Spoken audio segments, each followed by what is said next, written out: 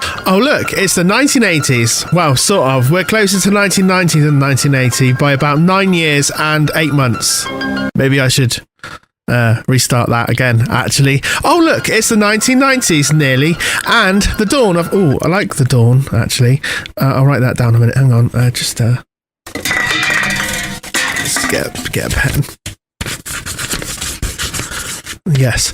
Right, where was I? Yes. The dawn of a new decade was about to rise. Oh, rise, yeah.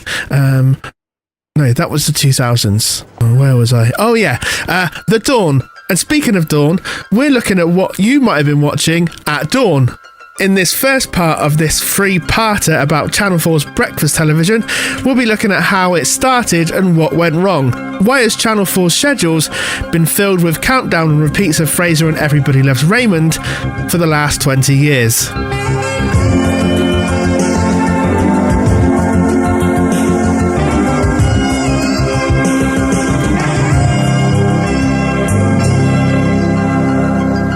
So it's 6:15 a.m. in 1989, and you flop down the stairs, put the stuff in the toasty maker filled with some lovely cheese and a bit of ham, maybe some tomato sauce.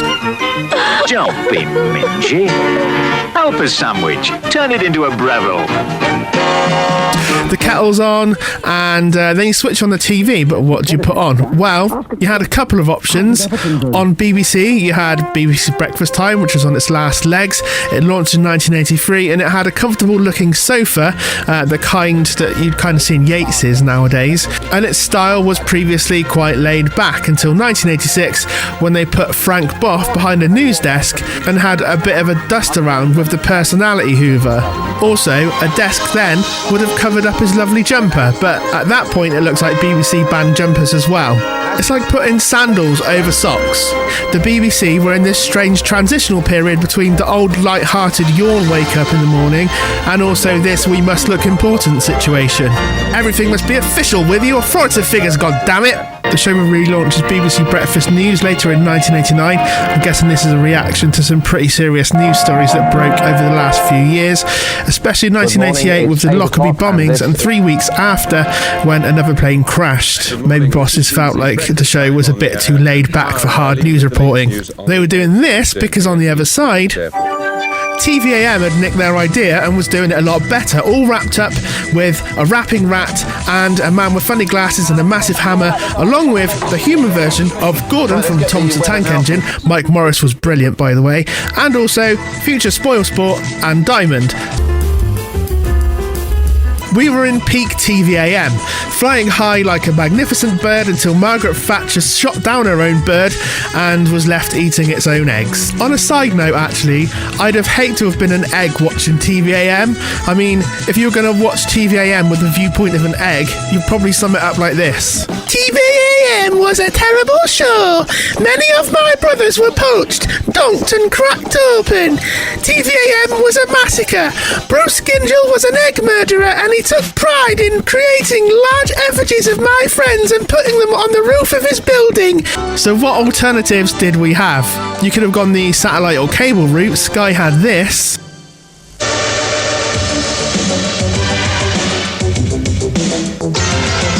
This is the DJ Cat Show, and I am DJ Cat. That's Cat with a T and a D and a J, so you better stick around, okay? Yes, cartoons for breakfast, all wrapped up with a DJ Cat called DJ Cat. This was pre-Nickelodeon and Cartoon Network, and TCC was on from 5 a.m. Super Channel was on for 24 hours, but they weren't doing a specific breakfast thing. Back on terrestrial...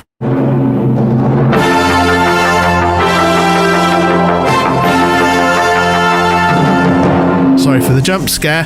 The only other channel was Channel 4, and if you switched to Channel 4 at 6 a.m. before April 1989, you'd have got... 4Tel was a teletext service of Channel 4 back then, and it was on automatic, similar to what was happening on BBC Two, but they had funky music over there. No, Channel 4 started at lunchtime, and the first show that would come on was the politics show. So it would start at lunchtime, but there were a couple of exceptions to that. Channel 4 would be the host channel for the IBA engineer announcements in the mid-80s, and then it would take over ITV Schools programmings in the mornings. As you're probably aware, Channel 4 used to try and be an alternative broadcaster, but they were probably a bit reluctant at that stage to go in 100% into breakfast television. ITN was kind of twiddling its thumbs in the mornings because TVM was supplying its own news.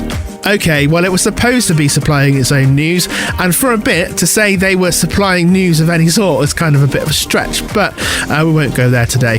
Channel 4 News was already being, and still is, supplied by ITN, so it made sense for them to be involved, and on April the 3rd, 1989, Channel 4's first breakfast television show was launched.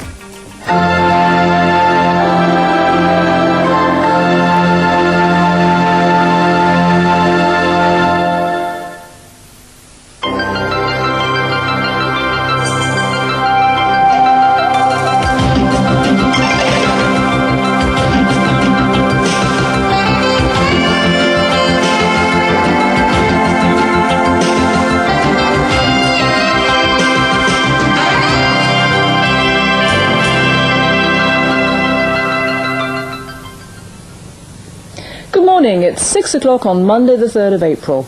Welcome to the very first Channel 4 Daily. The news headlines this morning. The concept for the Channel 4 Daily was a TV newspaper, and it aired initially from 6 a.m, but was a little too early for them, so from 1990 it started at 6:30 until 9:25. It was presented by ITN's best, including Carol Barnes, Dermot Murnaghan and Nicholas Owen, to name a few, along with Safeway version of Anne Diamond, Caroline Wrighton.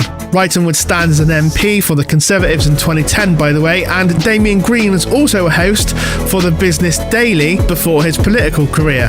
The show had various segments that was repeated during the show, and there was also a version of Countdown with Richard Whiteley and Carol Vorderman, specifically made for the show.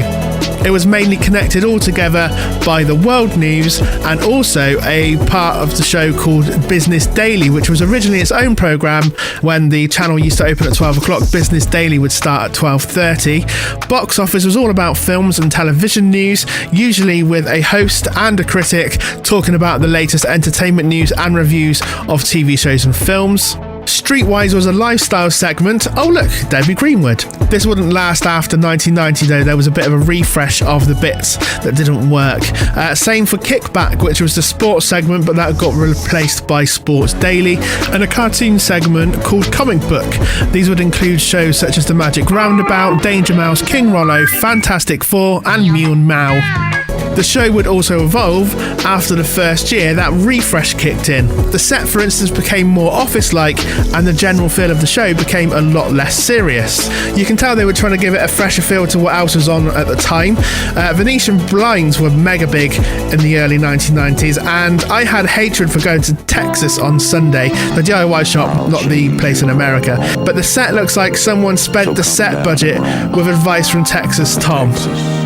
And just ask for Tom. They'd introduce some banter and opinion bits mixed in, and if you were to say the BBC was serious and the TVAM was the mum programme, then I'd say that the Daily was more of a modern day business person's brief of what was going on in the world. How is this dude's hair that big? It's like he tried that trick with sponges. Venetian blinds were also a good alternative to curtains and look cool because of the way that the light kind of goes through them. Maybe being an alternative to a curtain is a subtle reference to being a breakfast TV alternative to what else was around. Or maybe I just like making a lot of tenuous links. It was certainly a different flavour of breakfast television to what the others were doing, and I like that this newspaper doesn't seem to have bias, which is a miracle these days for something that claims to be a newspaper. I'd say if we were gonna use the word tabloid, I'd say on a low level yes, but not as much as its successor would be. By the Daily's demise in 1992, you could say that the BBC's offering was mega stuffy, but it was pretty much, here's the information in its delivery. No feeling or joking about, but you could probably say at the time, don't bash me, it was one of the most accurate and most trusted news sources in the UK, if not the world.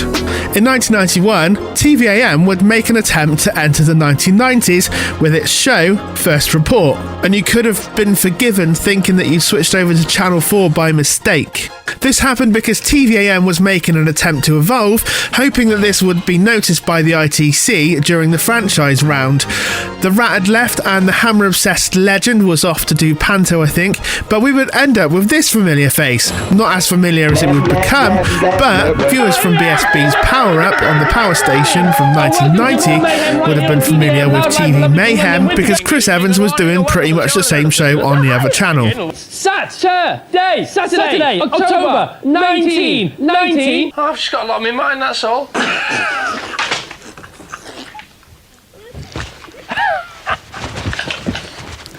This would only last until November 1991, a whole 2 months, because TVAM's first reaction to discovering they lost the franchise licence was to wind down the kids' programming.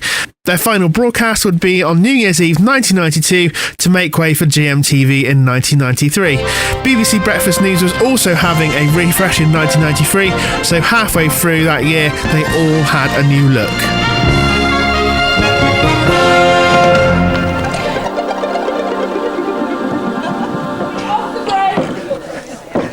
Welcome back to a packed studio. As you can see, I'm told I've got 22 seconds to sum up the essence of the Channel 4 Daily. A couple of things. Good luck to Big Breakfast and everyone there. Hope they enjoy the early start as much as we do. Goodbye to our viewer. I'm sure they'll miss us. And finally, our last look at the headlines. There they are. Goodbye.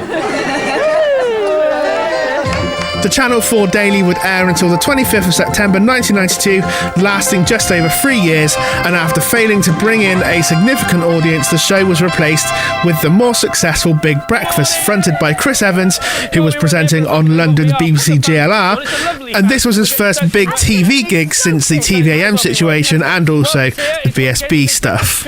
Gabby Roslin also presented, and previous to this, she'd been on a TV show for kids called Hippo, on the Super Channel and CITV's Motormouth. I'd say although the show wasn't really a success, it did lay a firm foundation for its successor. The Big Breakfast was a lot more sensationalist than the Channel 4 Daily. Its audience was also definitely different. It would switch from being focused on the businessman to the family getting ready in the morning, with fun being at the core. That's something we're going to cover in the next episode. I hope you enjoy the little excursion we're taking into Channel 4's Breakfast TV over the next few weeks. If you like the video, don't forget to like, share and subscribe, and you can also support the channel by joining as a team member or support me on Patreon. You'll get some exclusive videos, extra content and updates. A special thanks to Joseph Adams, Stephen Bride, Hooter Noodles and Matthew Beckley on Patreon, along with Chris Elliott and Manuel Mobius on YouTube. The executive producer is Computer Tom. I've been Johnny Robinson and I'll still be Johnny Robinson after this video's finished. Thank you, bye.